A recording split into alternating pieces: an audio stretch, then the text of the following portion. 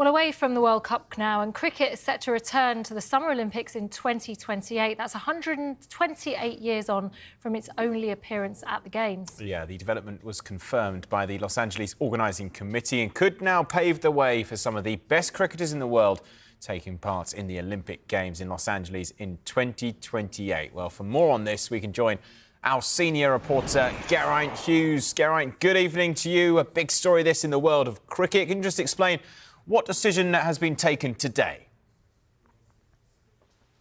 Yeah, it's a proposal by the Organising Committee of Los Angeles for the 2028 Games of 5 new sports to come into the programme. There are already 28 sports that are agreed on for those Games in 5 years' time. But the Los Angeles Committee, it's their gift to ask for 5 to come forward. Not all 5 will get in. We'll get to that in a moment. But those 5 sports: cricket, as we know, in a T20 format.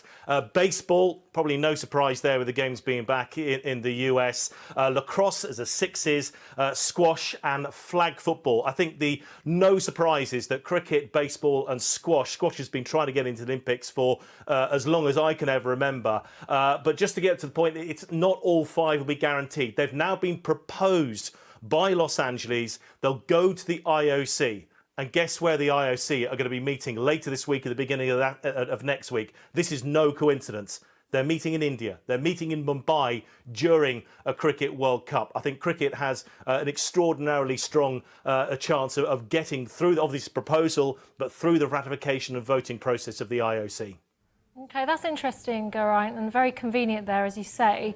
Of those 5 proposals, then, how likely do you think it is that cricket will be played at the Olympics in 2028? It's got a really strong, really strong chance. And I put it there along with baseball. Look at the markets. The US market is huge for baseball. It's really no surprise to try and get baseball back into the Olympic Games, given it is happening in the United States. But for a long time, there has been this discussion, argument, etc., between the IOC and India. They have fallen out in the not too recent past, but they're trying to sort of repair that relationship now. India want to bid to host the Summer Olympic Games in 2036. The IOC, they want a slice of that enormous market in India. 1.3 billion people who are all cricket mad, as we're seeing from the current Cricket World Cup that's going on there at the moment. So let's not beat around the bush. There are finances, there are money at play here. 2 lucrative markets for the Olympic Games to get hold of, with the USA for baseball, but then also that untapped Indian market for cricket as well. Plus the fact that cricket, has got a little bit of a foothold in America now as well. We've seen the emergence of cricket there as well. Jason Roy will tell you about that as well. But there's a significant expat Indian community in America as well now as well. So this is some of the reasons why the cricket is in such a strong position. And it is not a coincidence that the IOC have an executive board meeting and an IOC session coming up in Mumbai. We thought we were going to get this decision through last month in early September. The proposal, then the ratification by the IOC. They delayed it by a month. It's happening in Mumbai. It seems like the stars are aligned for cricket to go back into the Olympics for the first time since 1900.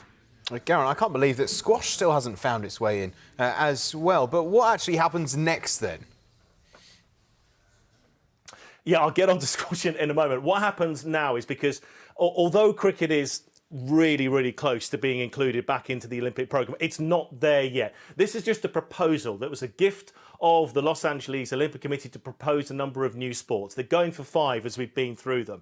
They will now go to the IOC Executive Board. They're meeting later this week in Mumbai on the 15th and the 16th of October. My understanding, I think, is that they will talk about this and whether this will be agreed by the Executive Board will happen on the 16th. It then has to go through for ratification, a vote essentially from the IOC session. That is all the member nations that belong to the IOC. But if the IOC Executive Board, the bigwigs essentially, give it the big tick, the IOC session, the members are not going to go against that. So cricket is really close to getting that full ratification.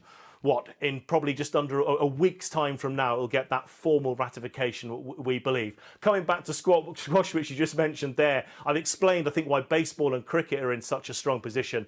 Squash must be wondering what it has to do. It's been proposed so many times to become an Olympic sport, but hasn't got there yet.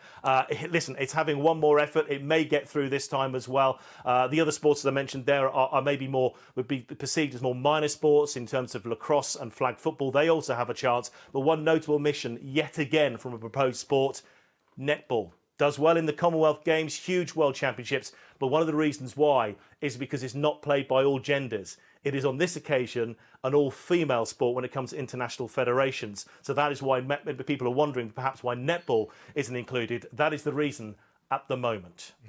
Interesting stuff, Geraint. Thank you.